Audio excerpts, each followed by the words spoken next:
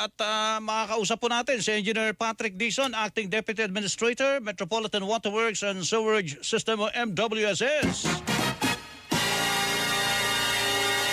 Engineer Dizon, magandang umaga po. Hello. Ay, magandang umaga, Sir Melo, at sa lahat po ng ating pong mga kababayan po na nakikinig po ng inyong pong programa. Opo, totoo ba ito? Ako'y nagulat.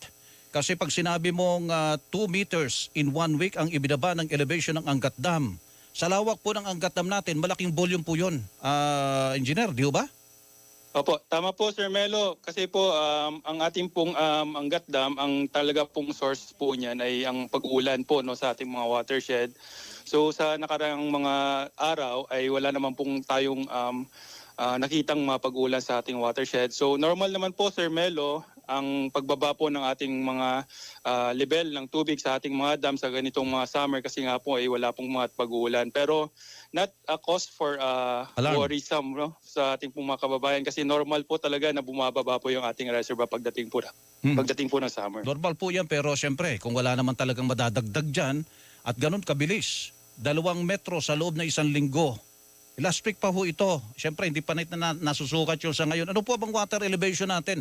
Nakakapag-alala din po kahit paano, no? Kasi kung tuloy-tuloy naman, wala tayong binabago sa konsumo natin at tuloy-tuloy yung pagbibigay din natin ng padaloy doon sa iba pang mga umaasa sa Angat katulad ng sa irrigation, abay, baka dumating tayo sa critical, engineer. Opo, sa ngayon po, Sir Melo, ang ating pong elevation sa ating pong Angat Dam ay nasa 204.79 meter. Kung ikukumpara mo po ito, Sir Melo, sa elevation po nung nakaraang taon, na same day po, no, ay nasa 190.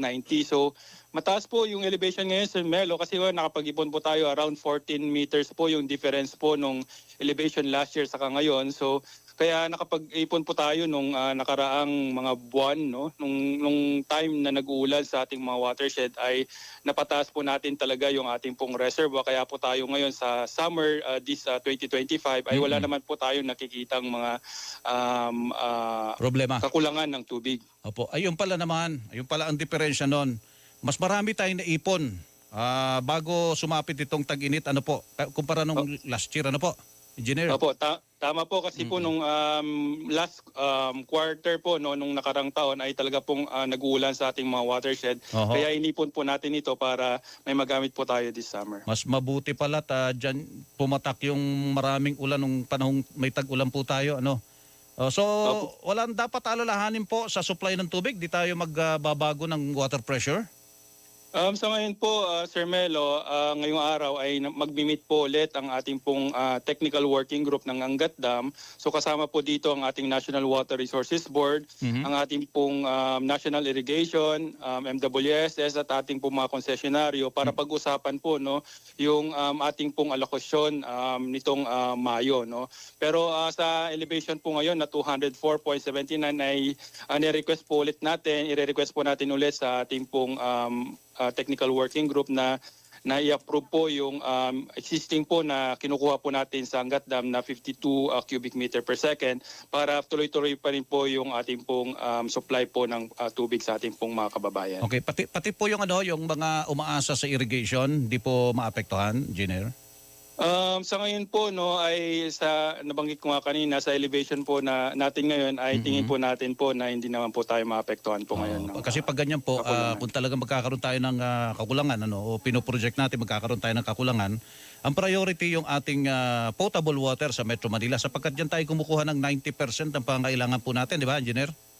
Tama po, yun po yung nakasad po sa ating pong Water Code of the Philippines na kung saan po no na mayroon po tayong kakulangan ng tubig, ang domestic water supply po ang prioridad. Opo, yung pala naman. Sige po, at mabuti yung naalaman po natin. Pero kailangan at sa lahat ng pagkakataon, nagtitipid tayo ng tubig at saka yung siyempre yung mga tagas ng tubo, dapat inaayos yon, di ba, Engineer Dizon?